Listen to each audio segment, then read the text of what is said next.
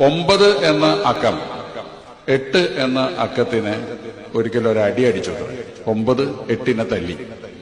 അപ്പൊ 8 ചോദിച്ചു, എന്തിനാണ് നീ എന്നെ തല്ലിയത്? അപ്പൊ 9 പറഞ്ഞു, ഞാൻ നിന്നെക്കാ വലിയവനാണ്. നിന്നെക്കാ വലിയവനായ എനിക്ക് എന്നെക്കാൾ താഴെയുള്ള നിന്നെ തല്ലാം. അപ്പൊ 8 7നെയും തല്ലി.